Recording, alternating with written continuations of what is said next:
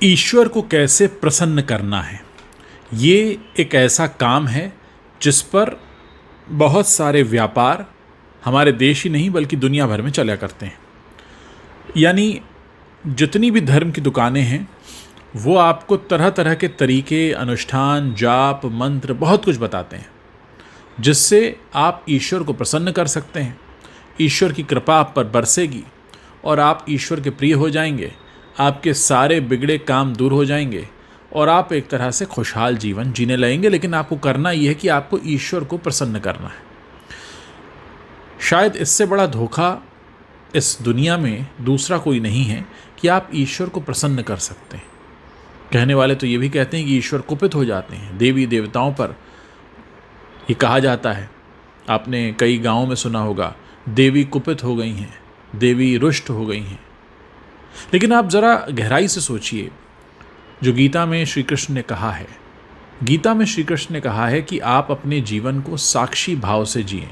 यानी आपके साथ जो कुछ भी घटित हो रहा है उसमें आपको समभाव से रहना है। समभाव क्या होता है? अगर बहुत सी खुशियाँ मिल रही हैं तो ऐसा नहीं कि आप खुशियों से पागल हो जाएं, और अगर बहुत से दुख मिल रहे हैं तो ऐसा नहीं कि आप दुख से व्यथित हो जाएं। यानी समभाव में रहें, साक्षी भाव में रहें, गवाह बनें, जो आपके साथ हो रहा है उसको विटनेस करें। और कहीं ना कहीं ऐसा कहकर ईश्वर ने अपना स्वभाव बताया है। अब हम ईश्वर को अपने जैसा समझ लेते हैं। शायद यही कारण है कि भारत में जब किसी देवता की मूर्ति बनाई जाती है तो उन्हें हमारे जैसा ही बनाया जाता है। सोचिए ज़रा, यही मूर्ति अगर अफ्रीका में बनाई जाती तो वहाँ बाल सर के कैसे दिखाए जाते, कॉम्प्लेक्शन कैसा होता, या रूस में बनाई जाती तो कैसा होता, या चाइना में बनाई जाती तो कैसा होता। तो हमारी ये एक स्वभाव है, हमारा मनुष्य स्वभाव है कि हम ईश्वर को अपने जैसा ही मानते हैं। तो जैसे हम प्रसन्न होते हैं हमें लगता है ईश्वर भी प्रसन्न होता होगा। जैसे हम कुपित होते हैं, गुस्से में होते हैं, हमें लगता है ईश्वर भी कुपित होता होगा। लेकिन असल बात, जो जीवन का सारा मूल मंत्र है, वो समभाव में है। यानी आप जब समभाव में आ जाते हैं तब आप ईश्वर के सबसे करीब हो जाते हैं। और ईश्वर के सबसे करीब जाने के लिए अगर हम इस बात का दावा करने लगें कि ईश्वर को हम प्रसन्न करेंगे, तो ईश्वर को प्रसन्न करना या ईश्वर को कुपित करना ये किसी के बस में नहीं है, क्योंकि ईश्वर समभाव में है। ईश्वर का संदेश भी समभाव में रहने का है।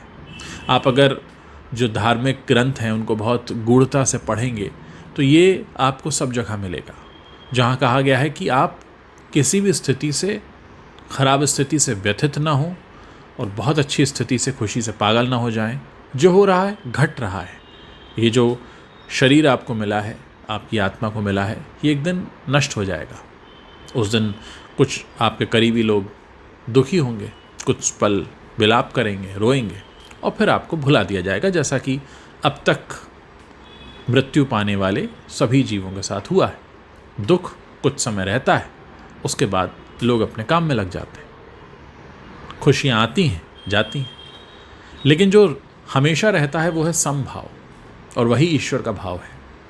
तो अगर कभी गलती से आप कोई कार्य इसलिए कर रहे हैं कि उससे ईश्वर प्रसन्न होगा, तो ईश्वर कभी प्रसन्न नहीं होता, क्योंकि ईश्वर कभी रुष्ट भी नहीं होता।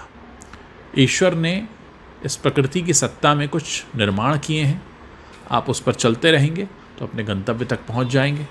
सृष्टि की सत्ता सच पर बनी है, सहजता पर बनी है, समभाव पर बनी है, और इस बात पर बनी है कि आप अपने कर्तव्य को ठीक से निभाते हुए आगे चलते रहें। तो अगर आपको कभी कोई मिले और ये कहे कि आप ऐसा करिए ईश्वर प्रसन्न होगा, तो आप उसे बता सकते हैं कि ईश्वर न तो प्रसन्न होता है, न ही कुपित होता है। ईश्वर का तो स्वभाव ही समभाव है। अगर आप समभाव में रहने लगे तो एक तरह से आप ईश्वर के बहुत निकट पहुंच सकते हैं।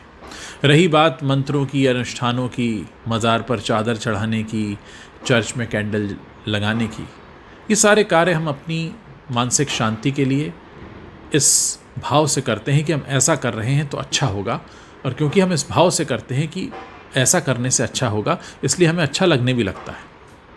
कोई भी कार्य अगर आप इस भाव से करें जिसमें आप किसी को नुकसान ना पहुंचा रहे हों, ऐसा नहीं कि आप बकरे की गर्दन ही काटने लगें कि ये इससे अच्छा होगा, तो उससे अच्छा कभी नहीं होगा। किसी जीव की हत्या करने से कुछ अच्छा नहीं होता।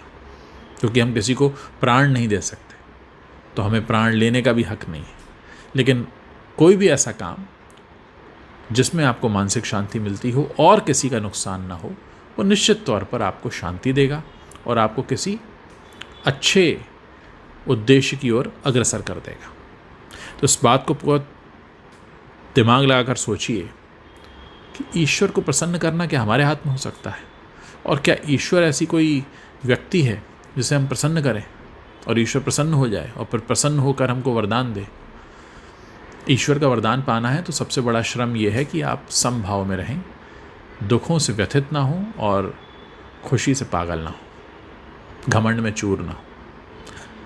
उम्मीद है मेरी बात समझ में आई होगी। अगर आप इस पर कुछ अपनी बात रखना चाहते हैं तो वीडियो के नीचे कमेंट करके बता सकते हैं।